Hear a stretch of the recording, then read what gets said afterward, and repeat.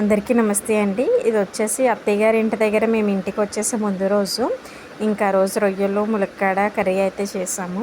ఇక్కడైతే ఇంకా అరిటాకులో భోంచేద్దామని చెప్పేసి ఇంకా అరిటాకులు అయితే కట్ చేస్తున్నాము. ఇలా అరిటాకులో భోంచేస్తే చాలా బాగా అనిపిస్తుంది కదండి. అందులోకి మన సొంత చెట్ల నుండి ఇలా కట్ చేసుకుని భోంచేయాలంటే ఇంకా బాగుంటుంది. మేమైతే హ్యాపీగా భోజనం అయితే కంప్లీట్ చేసేసామండి.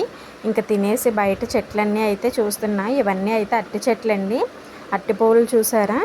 ఇక్కడైతే మేము లాస్ట్ టైం వచ్చినప్పుడైతే బెండకాయ విత్తనాలు అయితే వేశారండి మా హస్బెండ్. అవి ఏంటంటే సరిగ్గా రాలేదు, ఒకటి రెండు అయితే వస్తున్నాయి. ఇంక ఇవన్నీ అయితే చూస్తున్నాను. చిన్న చిన్న మొక్కలు అవి ఉన్నాయి. ఇక్కడ చూసారా తులసమ్మ ఎంత గుబురుగా అయితే వచ్చిందో. ఇంక ఇది వచ్చేసి ఇంటి బ్యాక్ సైడ్ అండి. బ్యాక్ సైడ్ కూడా ఇలాగ కొబ్బరి చెట్లు, ఉసిరి చెట్టు ఇవన్నీ అయితే ఉంటాయి, మొక్కలన్నీ ఉంటాయి. ఇంకా మేము వెళ్ళిపోతామని చెప్పేసి ఇంకా ముంజికాయలు కొబ్బరికాయలు అయితే తీయించడానికి అని చెప్పేసి పిలిపించామండి.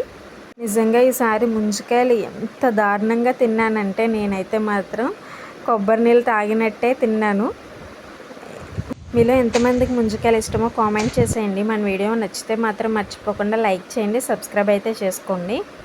మీరు ఇచ్చే ఒక చిన్న లైక్, సబ్స్క్రైబ్ వల్ల నాకు కూడా మోటివేషన్గా ఉండి మరిన్ని ఇంట్రెస్టింగ్ వీడియోస్ అయితే మీ ముందుకు తీసుకొస్తానండి. ఇక్కడ ఇవన్నీ అయితే చూసారా, అవన్నీ అయితే కోసేసారి ఇంకా పక్కన అయితే పెట్టాము.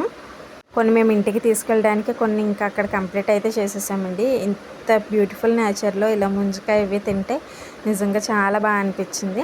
ఇంకా మేము వెళ్ళిపోతామని చెప్పేసి చేపలు అయితే తీసుకోవడానికని వెళ్ళామండి. ఈ చేపలు ఎంతమందికి తెలుసో కామెంట్ చేయండి. నాకు తెలిసి మ్యాక్సిమం తెలియదు అనుకుంటా. తెలిస్తే మాత్రం కన్ఫామ్గా కామెంట్ బాక్స్లో కామెంట్ చేయండి. వీడియో నచ్చితే మాత్రం మర్చిపోకుండా లైక్ చేయండి, సబ్స్క్రైబ్ అయితే చేసుకోండి. Thanks for watching.